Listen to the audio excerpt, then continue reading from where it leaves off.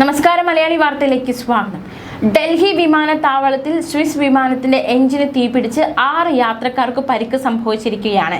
വളരെ അപകടകരമായ രീതിയിലുള്ള സംഭവ വികാസങ്ങളാണ് ഡൽഹി വിമാനത്താവളത്തിൽ ഉണ്ടായിരിക്കുന്നത്. എഞ്ചിൻ തകരാറിനെ തുടർന്നാണ് ഇത്തരത്തിലൊരു സംഭവം. പൈലറ്റ് അവസാന നിമിഷം ടേക്ക് ഓഫ് ഒഴിവാക്കുകയും ചെയ്തു. ഫ്ലൈറ്റ് നമ്പർ LX147 എയർബസ് 330 ആണ് അപകടത്തിൽപ്പെട്ടത്. തുടർന്ന് യാത്രക്കാരെ അടിയന്തരമായി വിമാനത്തിൽ നിന്നും പുറത്തിറക്കുകയും ചെയ്തു. ഡൽഹി വിമാനത്താവളത്തിൽ നിന്ന് പുലർച്ചെ 1:09 വിമാനം ടേക്ക് ഓഫ് റണ്ണിന് ഒരുങ്ങിയത്.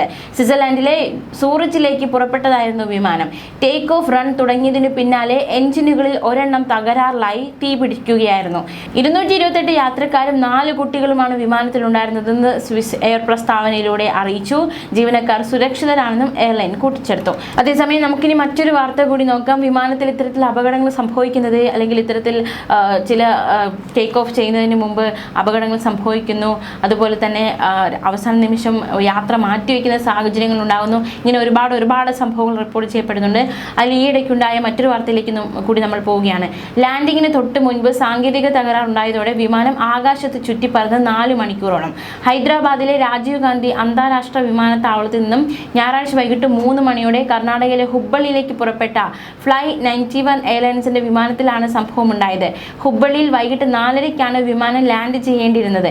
എന്നാൽ ഹുബ്ബള്ളിയോട് അടുക്കവേ വിമാനത്തിന് പെട്ടെന്ന് സാങ്കേതിക തകരാറുണ്ടായി. ഇതോടെ വിമാനം ലാൻഡ് ചെയ്യാനുള്ള തീരുമാനത്തിൽ നിന്ന് പിന്മാറാൻ പൈലറ്റുമാർ നിർബന്ധിതരാകുകയായിരുന്നു. തുടർന്ന് 4 മണിക്കൂറോളമാണ് വിമാനം ആകാശത്ത് ചുറ്റിപ്പറന്നത്.